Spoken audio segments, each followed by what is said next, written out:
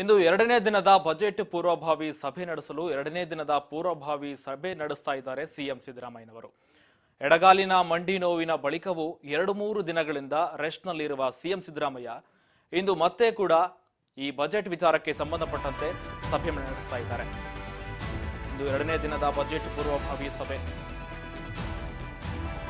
ಇಲಾಖಾವಾರುಗಳನ್ನ ಸಂಬಂಧಪಟ್ಟಂತೆ ಪೂರ್ವಭಾವಿ ಸಭೆಯನ್ನು ನಡೆಸ್ತಾ ಇದ್ದಾರೆ. ನಿನ್ನೆಯಿಂದ ಇವತ್ತು ಎರಡನೇ ದಿನದ ಪೂರ್ವಭಾವಿ ಸಭೆ ನಡೆಸ್ತಾ ಇದ್ದಾರೆ. ವಿಶ್ರಾಂತಿ ನಡುವೆಯೂ ಕೂಡ ಇದು ಇಲಾಖಾವಾರು ಸಭೆ ಮಾಡ್ತಾ ಇದ್ದಾರೆ ಸಿಎಂ ಸಿದ್ದರಾಮಯ್ಯನವರು ಸಿಎಂ ನಿವಾಸದಲ್ಲಿ.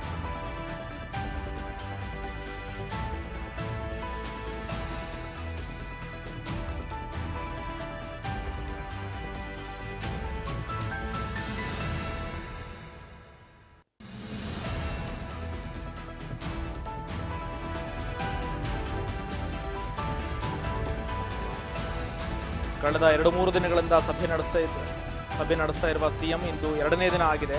ವಿಶ್ರಾಂತಿ ನಡುವೆ ಕೂಡ ಇಂದು ಸಭೆ ನಡೆಸ್ತಾ ಇದ್ದಾರೆ. ಸಿಎಂ ನಿವಾಸದ ಕಾವೇರಿಯಲ್ಲಿ ಸಮಾಜ ಕಲ್ಯಾಣ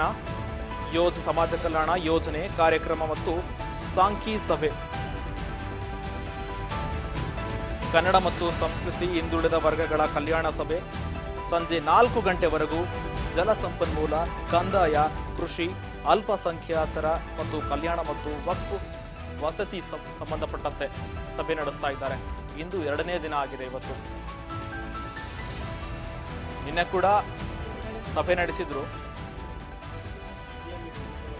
ಇವತ್ತು ಎರಡನೇ ದಿನ ಸಭೆ ಮಾಡ್ತಾ ಇದ್ದಾರೆ. ಮಂಡಿ ನೋವಿನ ಸಮಸ್ಯೆಯಿಂದ ಇವತ್ತು ಕಾವೇರಿ ನಿವಾಸದಲ್ಲಿ ಸಭೆ ಮಾಡ್ತಾ ಇದ್ದಾರೆ. ಸಂಜೆ 4 ಗಂಟೆಗೆ ಜಲಸಂಪನ್ಮೂಲ, ಕಂದಾಯ, ಕೃಷಿ ಮತ್ತು ಅಲ್ಪಸಂಖ್ಯಾತರ ಕಲ್ಯಾಣ ಮತ್ತು ವಕ್ಫ್ ವಸತಿಗೆ ಸಭೆ ಸಂಬಂಧಪಟ್ಟಂತೆ. ಈಗಷ್ಟೇ ಸಿಎಂ ಸಿದ್ದರಾಮಯ್ಯನವರಿಗೆ ಬಿಗ್ ರಿಲೀಫ್ ಸಿಕ್ಕಿತ್ತು. ಧಾರವಾಡದ ಹೈಕೋರ್ಟ್ ಪೀಠದಿಂದ ಈಗ SIT ಲೋಕಾಯುಕ್ತ ತನಿಖೆ ವಿಚಾರಕ್ಕೆ ಸಂಬಂಧಪಟ್ಟಂತೆ ಮತ್ತು CBIಗೆ ಕೊಡಬೇಕಂತ ಸ್ನೇಹಮಯಿ ಕೃಷ್ಣ ಅವರು ಅರ್ಜಿ ವಿಚಾರಕ್ಕೆ ಸಂಬಂಧಪಟ್ಟಂತೆ ಬಿಗ್ ರಿಲೀಫ್ ಸಿಕ್ಕಿದೆ.